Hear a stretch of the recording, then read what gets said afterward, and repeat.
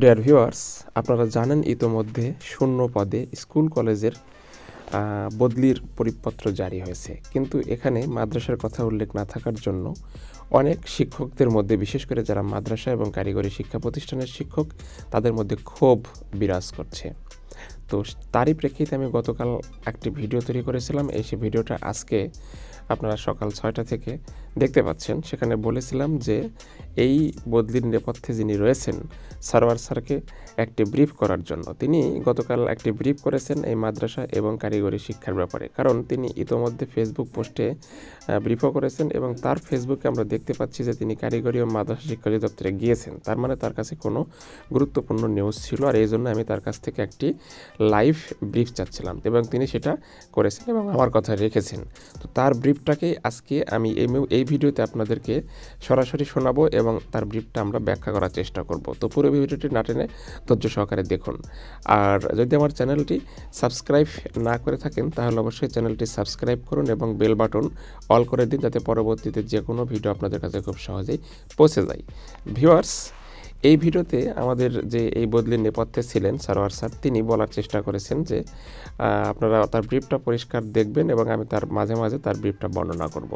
যে উনি ব্রিফ করে বলেছেন যে মাদ্রাসা এবং কারিগরি শিক্ষকদের হতাশ হওয়ার কিছু নাই, তাদের জন্য নাকি পরিপত্র জারি হবে এবং তার নেপথ্যে তিনি কাজ করছেন এবং তার জন্য তিনি দেখেন কি বলেছেন, তার নিজ মুখে শুনলে আপনাদের ধারণা আরও বেশি পরিষ্কার হবে। আল্লাহ আমাদের আমরা বদলির দেখেন, আজকে আমরা বদলি নিয়ে প্রজ্ঞাপন নিয়ে আসছি, কোনো গ্রুপ মন্ত্রণালয় নাই, জানেই না, কারণ আমি আপলোড দিই নাই, পোস্ট করি নাই। তিনি প্রথমত আল্লাহকে ধন্যবাদ জানিয়েছেন এবং এই বদলির নেপথ্যে তিনি যে গ্রুপ আন্ডারে কাজ করেছেন এই গ্রুপেরই অবদান রয়েছে। অর্থাৎ আমরা জানি শিক্ষকদের মধ্যে অনেক গ্রুপ রয়েছে, কে দাবি করছে অর্থাৎ এই বদলির পিছনে কার অবদান সবচেয়ে বেশি তিনি সেটা এখানে বলেছেন। অর্থাৎ এই বদলিটা মূলত তার গ্রুপের আন্ডারে বা তার গ্রুপের চেষ্টাতেই পরিপত্রটা জারি হয়েছে, তিনি এটাই বলতে চেয়েছেন। চলুন পরবর্তীতে কি বলেছে শুনি। আমি আরেকটু কথা বলতে চাচ্ছি, মাদ্রাসা এবং কারিগরির অনেক শিক্ষক আছেন যে স্যার সরোয়ার স্যার স্কুল কলেজের বদলির পরিপত্র জারি হয়েছে, মাদ্রাসা কারিগরির হবে না। এখানে তিনি বলতে চেয়েছেন যে ইতোমধ্যে তিনি অবগত হয়েছেন যে এই বদলির পরিপত্র জারির পরে মাদ্রাসা এবং কারিগরি শিক্ষা প্রতিষ্ঠানের শিক্ষকরা যে খুশি হতে পারেনি তিনি এটা জানতে পেরেছেন এবং তাদেরকে সান্ত্বনা দেওয়ার জন্য তিনি মূলত এই ব্রিফটা করেছেন এবং তাদের উদ্দেশ্যে বেশ কিছু কথা বলতে চাচ্ছেন। এখন দেখুন যে তিনি মাদ্রাসা এবং কারিগরি শিক্ষকদের উদ্দেশ্যে কি কথাগুলো বলেছেন। বলেছি আমরা যারা কেন্দ্রীয় পর্যায়ে যারা নেতৃত্ব দিচ্ছি এনটিআরসি সুপারিশপ্রাপ্ত শিক্ষকদের বদলির জন্য, আমরা সকলেই কিন্তু মাদ্রাসার অধিকাংশ শিক্ষক। তিনি এখানে বলতে চেয়েছেন যেসব শিক্ষক এই বদলির পরিপত্র আনার পেছনে নেতৃস্থানীয় পর্যায়ে ছিলেন তারা নাকি অধিকাংশই মাদ্রাসার শিক্ষক, আর যেহেতু নেতৃত্বস্থানীয় পর্যায়ে মাদ্রাসার শিক্ষক ছিলেন তারা অবশ্যই নিজেদের জন্য কাজ করবেন। সুতরাং মাদ্রাসা বা কারিগরি স্কুল কলেজের শিক্ষকদের অধৈর্য হওয়ার জন্য না হওয়ার জন্য তিনি আহ্বান জানিয়েছেন, কারণ তারা আরও কাজ করবেন। এটা নিয়ে আপনারা কেউ মন খারাপ করবেন না। মাদ্রাসা এবং কারিগরির পরিপত্র আপনারা 15 দিন আপনাদের কাছ থেকে চেয়ে নিয়েছি, পরিপত্রটা জারি করবে ইনশাআল্লাহ। এখানে তিনি মূল কথাটি বলেছেন, সেটা হচ্ছে এই যে পরিপত্র জারি হয়েছে এখানে স্কুল কলেজের কথা উল্লেখ আছে অথচ মাদ্রাসার কথা উল্লেখ নেই। আর এই বিষয়টা নিয়ে মাদ্রাসা এবং কারিগরি শিক্ষা প্রতিষ্ঠানের শিক্ষকরা যে মন খারাপ করছেন তিনি মন খারাপ করতে নিষেধ করেছেন। আর সবচেয়ে বড় কথা, তিনি আর 15টা দিন চায় নিয়েছেন, এই 15 দিনের মধ্যেই নাকি তিনি মাদ্রাসা এবং কারিগরি শিক্ষা প্রতিষ্ঠানের বদলির পরিপত্র নিয়ে আসবেন, এরকম একটা তিনি মন্তব্য করেছেন। মাদ্রাসা এবং কারিগরির পরিপত্রটা জারি হবে। আরো একটু কথা বলতে চাচ্ছি, স্কুল কলেজের মতো তিনি পুনরায় মাদ্রাসা এবং কারিগরি শিক্ষকদের উদ্দেশ্যে আরও কিছু কথা বলতে চাচ্ছিলেন এবং আমরা সামনে তার সে কথাগুলো শুনব।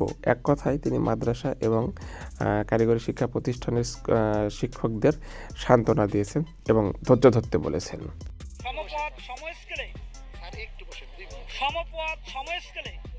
লক্ষ্য করুন, উনি এবার বলেছেন সমপদ সমস্কেলে, অর্থাৎ মাদ্রাসা থেকে স্কুল, স্কুল থেকে কলেজ, কলেজ থেকে আবার কারিগরি, এক কথায় এনটিআরসির আন্ডারে যারা নিয়োগ পেয়েছে সকলের একটা সর্বজনীন যে বদলি বিষয়টা, সে বিষয়ে তিনি কিছু একটা বলতে চাচ্ছেন। আমরা সে কথাটা শুনি।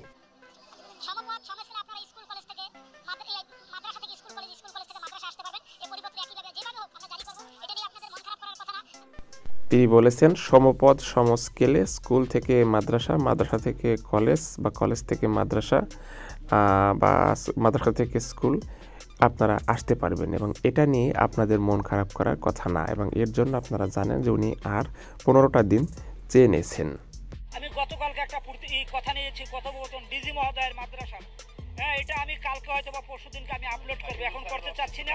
এবং তিনি যে মাদ্রাসা অধিদপ্তরে গিয়েছেন এই ছবিগুলো তার প্রমাণ। এছাড়া তিনি আরও প্রমাণ দিতে চেয়েছেন যে তিনি মাদ্রাসার এবং কারিগরি শিক্ষকদের জন্য কাজ করছেন, এজন্য তিনি ডিজি মহোদয় অর্থাৎ মাদ্রাসার ডিজি মহোদয়ের সাথে কথা বলেছেন এবং সেই কথোপকথন তিনি 2-1 দিনের মধ্যে আপলোড করবেন এমনটা বলেছেন। পরে করব, আপনারা জানতে পারবেন ডিজি মহোদয়ের মাদ্রাসা এবং কারিগরির ডিজি মহোদয়ের কথোপকথন। আমি একাত্রে দুইটা করতে চাচ্ছি না। এক কথায় তিনি মাদ্রাসা এবং কারিগরি শিক্ষা প্রতিষ্ঠানের শিক্ষকদেরকে বোঝাতে চেয়েছেন যে তিনি প্রকৃতপক্ষেই শুধু স্কুল কলেজের বদলির জন্য কাজ করেননি, তিনি মাদ্রাসা এবং কারিগরি শিক্ষা প্রতিষ্ঠান শিক্ষকদের জন্য কাজ করছেন এবং সেটার প্রমাণস্বরূপ তিনি ডিজি মহোদয়ের সাথে কথোপকথন 2-1 দিনের মধ্যে আপলোড করতে চেয়েছেন এবং সেই ভিডিওটি আপলোড করা হলে বা ব্রিফ হয়ে গেলে আপনারা বুঝতে পারবেন তিনি বসেন, এরকমটা বলতে চেয়েছেন। আমি এই পর্যায়ে আমার সাথে 8-10 জন 8-10 জন শরীফুল স্যার, আসাদুল স্যার, প্রত্যেক স্যারকে ধন্যবাদ জানাচ্ছি যারা। এরপর তিনি তার সহযোদ্ধাদের অর্থাৎ এই বদলির পরিপত্র আনার পেছনে যারা তাকে সাহায্য করেছেন, তার সাথে ছিলেন, তাদেরকে তিনি ধন্যবাদ জানিয়েছেন।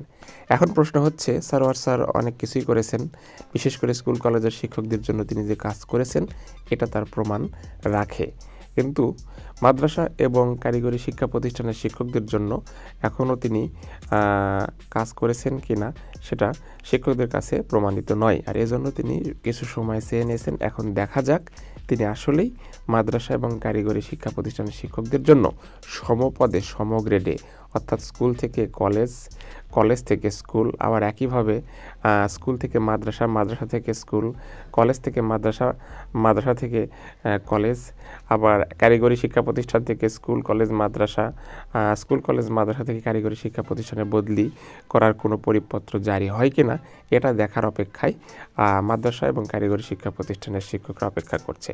তাছাড়া এই বদলির নীতিমালা কার্যকর আসলে হবে কিনা সেটা বলা মুশকিল, কারণ এই বদলিটা যদি স্কুল কলেজ মাদ্রাসা এই সমানভাবে বদলিটা না হয় সমপদে সমগ্রেডে, তাহলে হয়তো অনেকের দিক থেকে আবারও রিট হবে এবং বদলি কার্যকরী হওয়ার সম্ভাবনা হয়তো অনেক ক্ষেত্রে কমে যাবে।